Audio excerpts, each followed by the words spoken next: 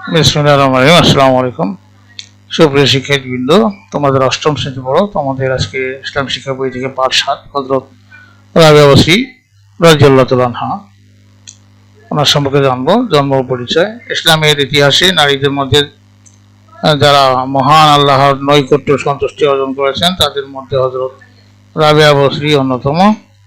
এই মহান তাপসী রমণী ৯৯ হিজরি মোতাবেক ৭১৭ খ্রিস্টাব্দে ইরাকের বসরা শহর নগরীতে জন্মগ্রহণ করেন, তাই তাকে বসরি বলা হয়। তার পিতা খুবই দরিদ্র ছিলেন। যেদিন রাতে তিনি জন্মগ্রহণ করেন ওই দিন রাতে তার পিতার ঘরে প্রদীপ জ্বালানোর মতো তৈল ছিল না। তার পিতাও একজন মুত্তাকি আল্লাহ ভীরু ছিলেন। ৪ বোনের মধ্যে তিনি চতুর্থ ছিলেন। তার নাম রাখা হলো রাবেয়া, চতুর্থ। বাল্য বয়সী তার পিতা মাতা ইন্তেকাল করেন। ফলে তাকে অতি কষ্টে দিনের জীবন করতে হয়। কৃতদাসী হযরত রাবিয়া বসরি রাদিয়াল্লাহু আনহা এর পিতা মাতা ইন্তেকালের পর তার বড় বোনের জীবন ও জীবিকার অন্বেষণে অন্যত্র চলে যান।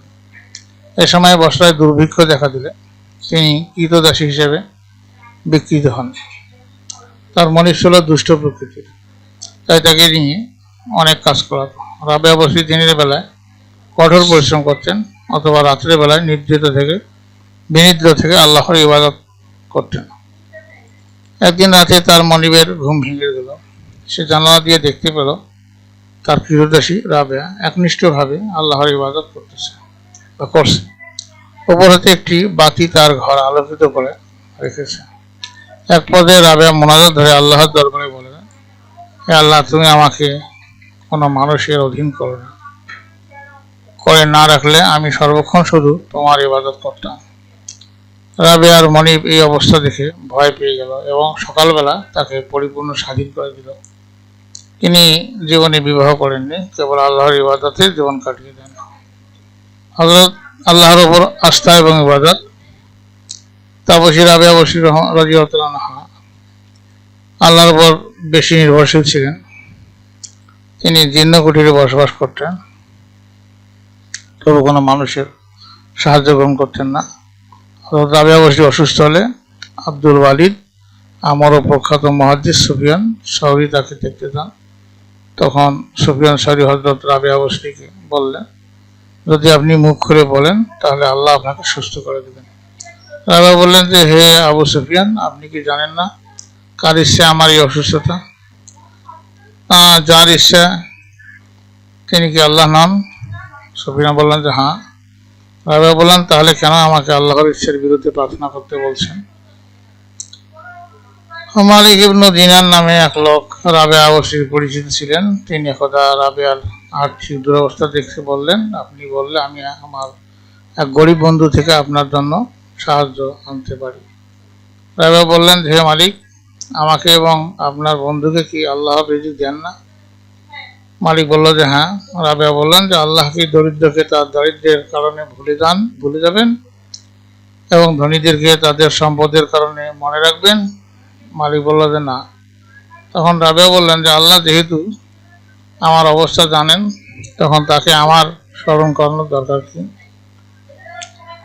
আল জাহিজ বলেন যে, রাবেয়ার কয়েকজন পরিচিত লোক তাকে বললেন, আমরা যদি আপনার আত্মীয় স্বজনদের বলি তাহলে তারা আপনাকে একজন কৃতদাস কিনে দিবেন।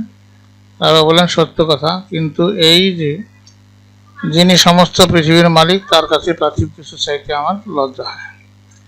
অতএব যারা পৃথিবীর মালিক নয় তাদের কাছে কি করে আমি চাইতে পারি?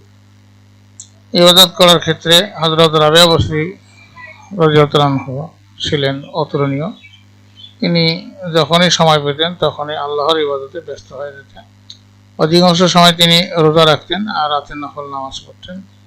তিনি সর্বদা আল্লাহর নিকট এই বলে প্রার্থনা করতেন যে, হে প্রভু, আমাকে আমার নিজ কাজে ইবাদতে ব্যস্ত রাখুন, যাতে আমাকে কেউ আপনার জিকির বা স্মরণে বিমুখ করতে না পারে। আধ্যাত্মিকতা।